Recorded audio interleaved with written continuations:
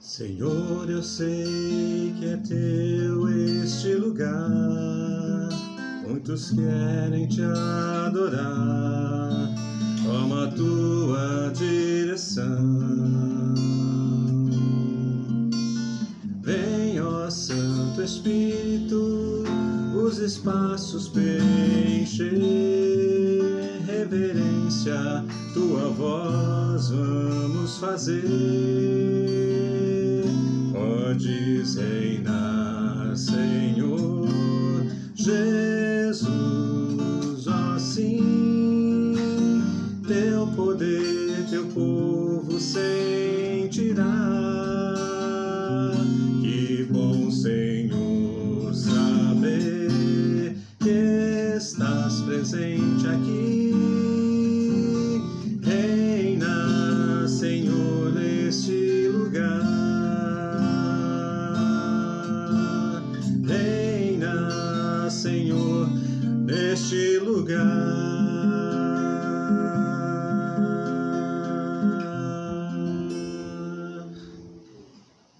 Bom dia, meus irmãos. Nossa devocional nessa manhã, momento de orarmos ao Senhor, de buscarmos a palavra de Deus e orientação. Eu gostaria de deixar um texto bastante conhecido, principalmente comentado e falado nesses tempos de pandemia, de enfermidade. Segundo o livro das Crônicas 7, versículo 14, diz: Se o meu povo, que se chama pelo meu nome, se humilhar e orar, e me buscar e se converter dos seus maus caminhos, então eu ouvirei dos céus, perdoarei os seus pecados e sararei a sua terra.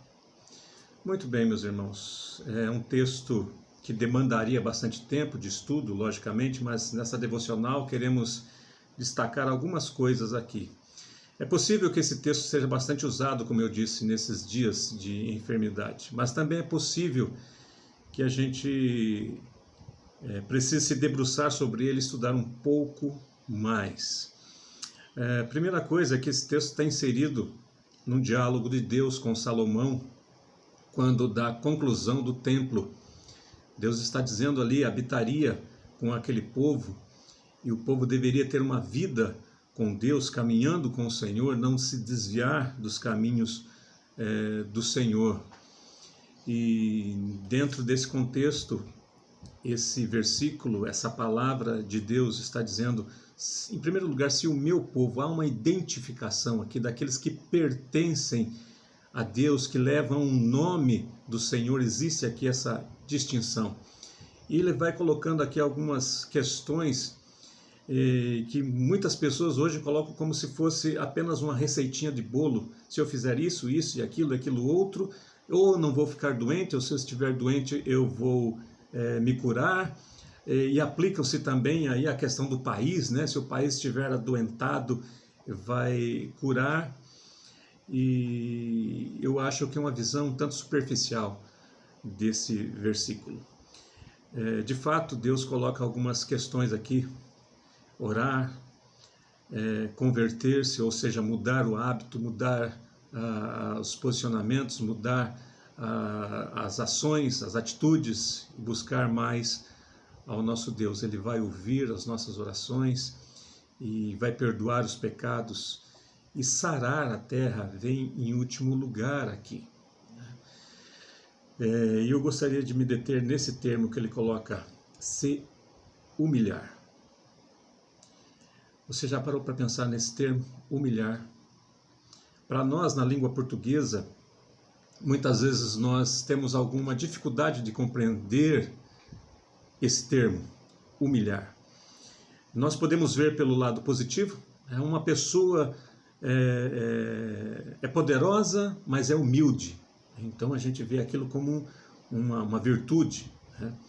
Por outro lado, humilhar também, olha, a pessoa ali encontrou alguém e a humilhou, ou fez passar vergonha, ou fez uma situação em que a pessoa foi rebaixada, né? E o texto aqui, ele fala sobre humilhação, mas em que sentido? Não no sentido de nos envergonhar, A palavra humilhar vem ali da língua latina, né? Humiliare, que é realmente pôr para baixo, rebaixar, desprezar, né? E a raiz da palavra humus também, que é terra, né? Rebaixar até o nível do solo, do chão, da terra, envergonhar, fazer passar um vexame. Mas será que é nesse sentido?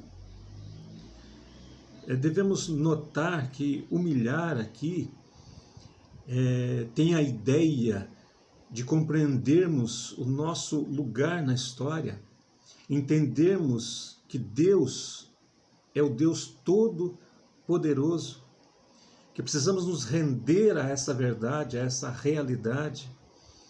E muitas pessoas se colocam de maneira arrogante, dizendo, não, Deus não pode existir.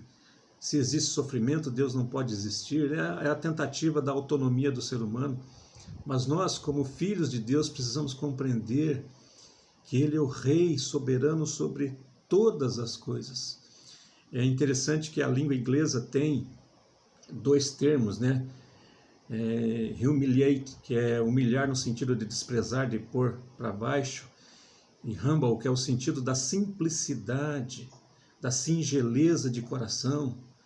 E no texto da Bíblia em inglês, esse versículo, ele usa o termo humble mesmo. E é isso que nós precisamos ter diante do Senhor, simplicidade, singeleza. Não sermos arrogantes a ponto de acharmos que podemos ou temos essa capacidade de mandar em Deus, ordenar ao Senhor. Ou então, se seguirmos alguma receitinha de bolo, fatalmente Deus se sentirá obrigado a cuidar de nós, a nos abençoar, ou então a trazer cura. E quando essa cura não vem, o que aconteceu então? Alguma coisa deu errado nessa receita. É preciso que sejamos humildes para aceitar a soberana vontade do Senhor sobre a nossa vida. Humildes para nos colocarmos na presença daquele que é Deus Todo-Poderoso, que cuida, que guia a nossa vida segundo a sua vontade soberana. Sejamos humildes. Não significa que Deus nos fará passar vexame, que Deus nos despreza. Significa que Ele é o Pai amoroso que cuida dos seus filhos. Nós somos frágeis e fracos. É isso que as pessoas não querem aceitar, inclusive muitos cristãos que querem se arrogar como poderosos, como os vencedores, como aqueles que falam e Deus derruba os problemas, os muros, como se fosse uma relação de causa e efeito imediata, como se a nossa oração fosse uma palavra mágica. E não é isso. Que Deus abençoe aqueles que são humildes de coração, simples, singelos, sem arrogância, sem prepotência. Que Deus abençoe o seu dia em nome de Jesus. Ele ouve as nossas orações. Ele perdoa os nossos pecados. É isso que o texto está dizendo aqui. No contexto, depois no restante do versículo, a orientação de Deus a Salomão é não se desvie. E Salomão se desviou. Salomão errou e errou muito. No livro de Eclesiastes há esse reconhecimento. Mas também há a graça de Deus, de um Deus todo-poderoso, acima de todas as coisas, mas que volta os seus olhos para nós, seus humildes filhos. Que Deus te abençoe e guarde, em nome de Jesus, tenha um ótimo dia.